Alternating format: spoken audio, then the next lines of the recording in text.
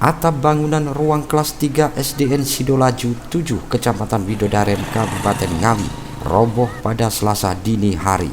Tidak diketahui secara pasti penyebab robohnya bangunan tersebut. Terlebih sejumlah kayu yang digunakan sebagai kuda-kuda atap juga masih dalam kondisi bangun. Saat kejadian, kondisi cuaca atau faktor yang dapat menyebabkan kerusakan bangunan juga tidak diketahui. Kabid Tata Bangunan Dinas Pekerjaan Umum dan Penataan Ruang atau PUPR Ngawi, Yesi Widyarti menjelaskan terkait dengan robohnya bangunan ruang kelas SDN Sidolaju 7 Kecamatan Widodaren tersebut, mengaku belum secara detail mengetahui kronologisnya. Namun saat pelaksanaan verifikasi dan asesmen terdapat kondisi bangunan juga masih dalam keadaan baik, sehingga tidak diketahui secara pasti penyebab runtuhnya atap bangunan karena perlu dilakukan analisa kembali. Diakuinya saat pelaksanaan verifikasi sudah sesuai dengan petunjuk teknis atau juknis, yakni dengan cara metode visual tampak kondisi bagus sehingga masukkan dalam kategori kerusakan ringan. Tetapi jika ditarik ke belakang bahwa bangunan tersebut sejak 2013 tersebut, jika dilihat dari konstruksi bangunan yang tidak rusak saat runtuh, dimungkinkan ada kesalahan dalam pembangunan ruang kelas tersebut. Kejadian robohnya itu kronologinya seperti apa kita nggak tahu.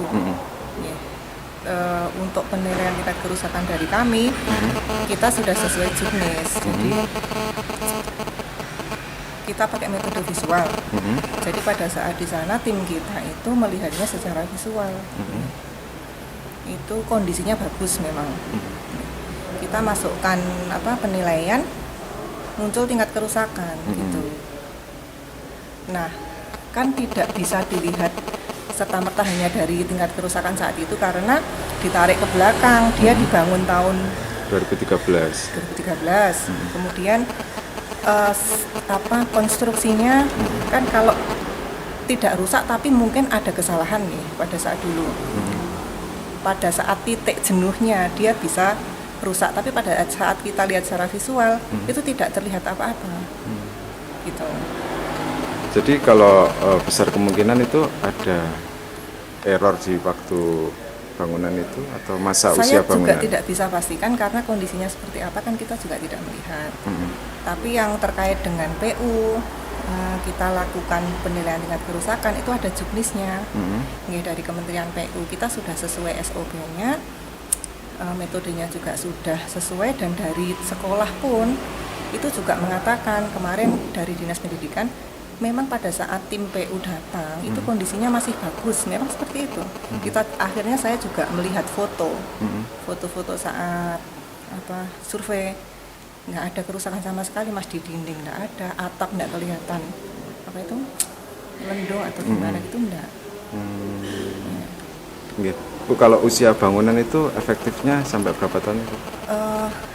Sampai masa habis ekonomisnya itu 20 tahun ya. Nah itu di mana itu harus dianalisa di TKP mestinya. Jadi kalau indikasi saat ini penyebab itu apa belum diketahui? Belum, saya nggak bisa memastikan. Yesi menambahkan, sesuai ketentuan seharusnya usia bangunan hingga batas habis ekonomisnya 20 tahun, akan tetapi tergantung faktor lain yang mempengaruhi seperti cuaca atau lingkungan, sehingga pihaknya belum berani menyimpulkan penyebab robohnya bangunan ruang kelas 3 karena belum melihat kondisi lapangan secara langsung. Dari Ngawi, Adi Susilo, Garda TV.